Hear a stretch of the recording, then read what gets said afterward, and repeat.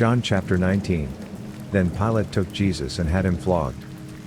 The soldiers also twisted together a crown of thorns, put it on his head, and clothed him in a purple robe.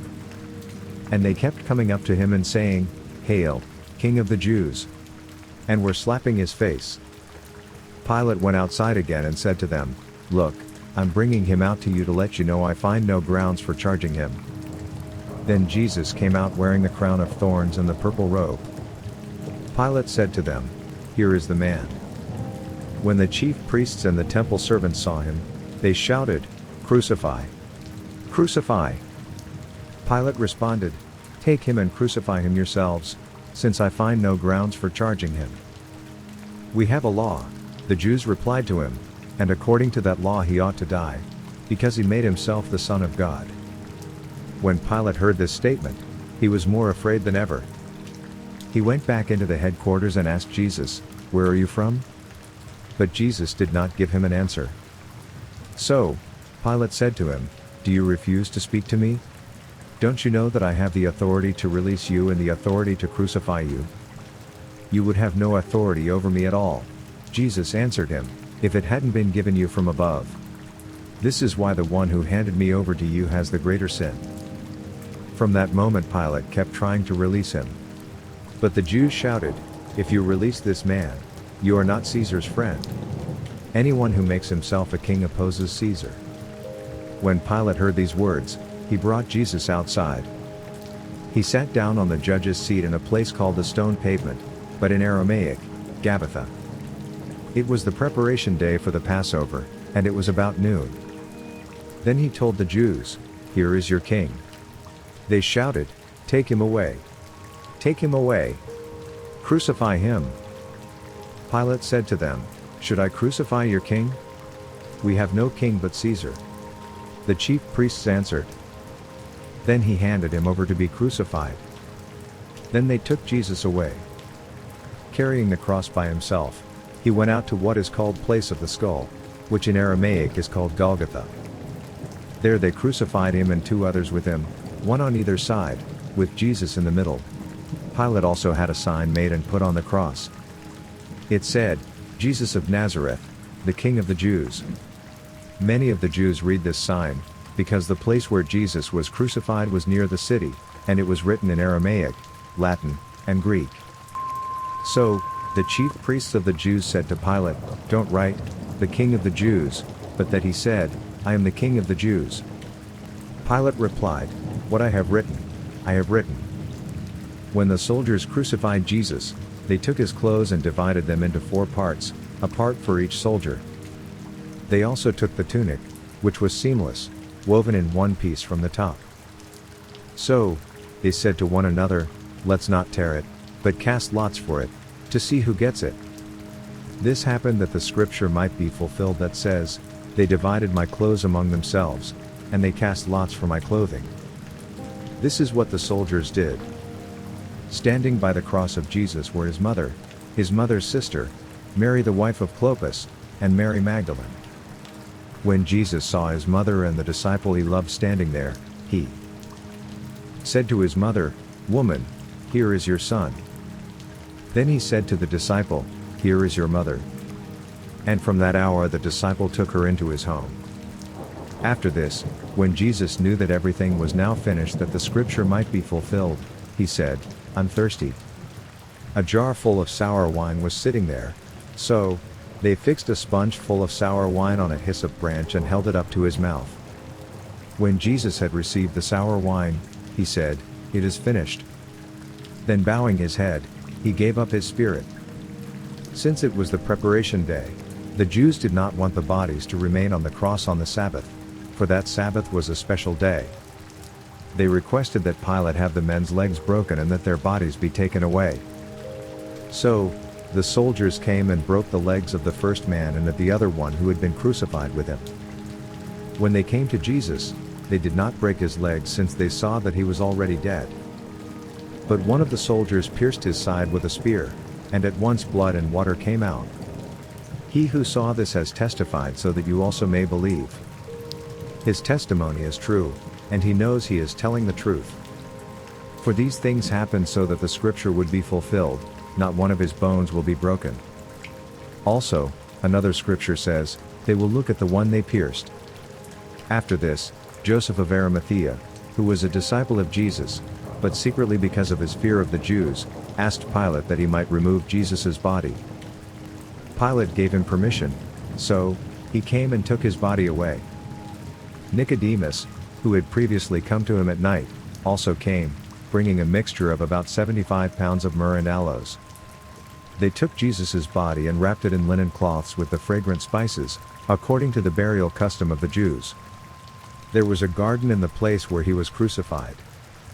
A new tomb was in the garden, no one had yet been placed in it. They placed Jesus there because of the Jewish day of preparation and since the tomb was nearby. John chapter 20. On the first day of the week, Mary Magdalene came to the tomb early, while it was still dark. She saw that the stone had been removed from the tomb. So she went running to Simon Peter and to the other disciple, the one Jesus loved, and said to them, "They've taken the Lord out of the tomb, and we don't know where they've put him." At that, Peter and the other disciple went out, heading for the tomb. The two were running together, but the other disciple outran Peter and got to the tomb first. Stooping down, he saw the linen cloths lying there, but he did not go in. Then, following him, Simon Peter also came. He entered the tomb and saw the linen cloths lying there. The wrapping that had been on his head was not lying with the linen cloths but was folded up in a separate place by itself. The other disciple, who had reached the tomb first, then also went in, saw, and believed. For they did not yet understand the scripture that he must rise from the dead. Then the disciples returned to the place where they were staying. But Mary stood outside the tomb, crying. As she was crying, she stooped to look into the tomb. She saw two angels in white sitting where Jesus' body had been lying, one at the head and the other at the feet. They said to her, "Woman, why are you crying?" "Because they've taken away my Lord," she told them, "and I don't know where they've put him." Having said this, she turned around and saw Jesus standing there, but she did not know it was Jesus. "Woman," Jesus said to her, "why are you crying? Who is it that you're seeking?" Supposing he was the gardener, she replied, "Sir, if you've carried him away, tell me where you've put him, and I will take him away." Jesus said to her, "Mary." Turning around, she said to him in Aramaic, "Rabboni," which means teacher. "Don't cling to me," Jesus told her, "since I have not yet ascended to the Father. But go to my brothers and tell them that I am ascending to my Father and your Father, to my God and your God." Mary Magdalene went and announced to the disciples, "I have seen the Lord." And she told them what he had said to her. When it was evening on that first day of the week, the disciples were gathered together with the doors locked because they feared the Jews. Jesus came, stood among them, and said to them, "Peace be with you." Having said this, he showed them his hands and his side. So, the disciples rejoiced when they saw the Lord. Jesus said to them again, "Peace be with you. As the Father has sent me, I also send you." After saying this, he breathed on them and said, "Receive the Holy Spirit. If you forgive the sins of any, they are forgiven them. If you retain the sins of any, they are retained." But Thomas, called Twin, one of the 12, was not with them when Jesus came. So, the other disciples were telling him, "We've seen the Lord." But he said to them, "If I don't see the mark of the nails in his hands, put my finger into the mark of the nails, and put my hand into his side, I will never believe." A week later his disciples were indoors again, and Thomas was with them. Even though the doors were locked, Jesus came and stood among them and said, "Peace be with you." Then he said to Thomas, "Put your finger here and look at my hands. Reach out your hand and put it into my side.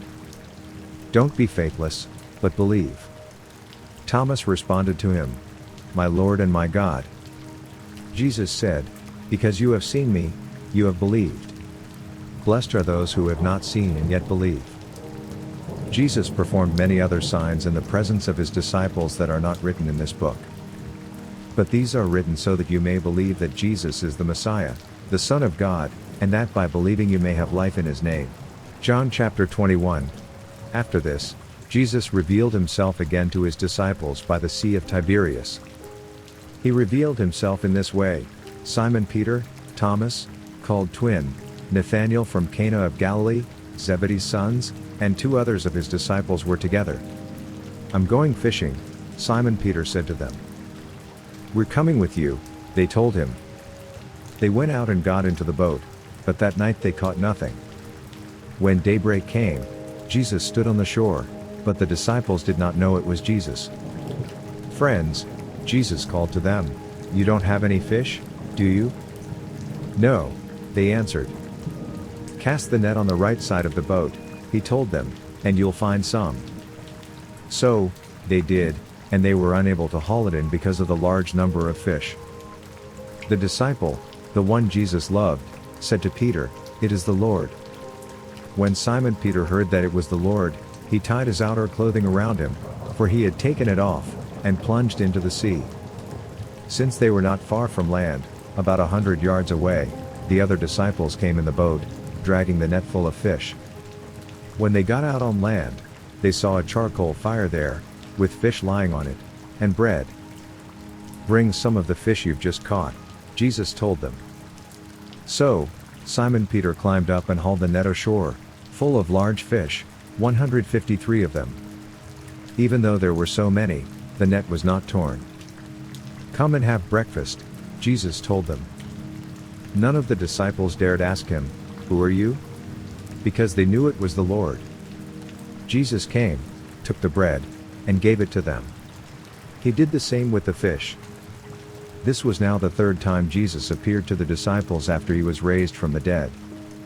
When they had eaten breakfast, Jesus asked Simon Peter, "Simon, son of John, do you love me more than these?" "Yes, Lord," he said to him, "you know that I love you." "Feed my lambs," he told him. A second time he asked him, "Simon, son of John, do you love me?" "Yes, Lord," he said to him, "you know that I love you." "Shepherd my sheep," he told him. He asked him the 3rd time, "Simon, son of John, do you love me?" Peter was grieved that he asked him the 3rd time, "Do you love me?" He said, "Lord, you know everything, you know that I love you." "Feed my sheep," Jesus said. "Truly I tell you, when you were younger, you would tie your belt and walk wherever you wanted. But when you grow old, you will stretch out your hands and someone else will tie you and carry you where you don't want to go." He said this to indicate by what kind of death Peter would glorify God. After saying this, he told him, "Follow me." So Peter turned around and saw the disciple Jesus loved following them, the one who had leaned back against Jesus at the supper, and asked, "Lord, who is the one that's going to betray you?" When Peter saw him, he said to Jesus, "Lord, what about him?" "If I want him to remain until I come," Jesus answered, "what is that to you? As for you, follow me." So this rumor spread to the brothers and sisters that this disciple would not die. Yet Jesus did not tell him that he would not die, but, "If I want him to remain until I come, what is that to you?" This is the disciple who testifies to these things and who wrote them down. We know that his testimony is true. And there are also many other things that Jesus did, which, if every one of them were written down, I suppose not even the world itself could contain the books that would be written.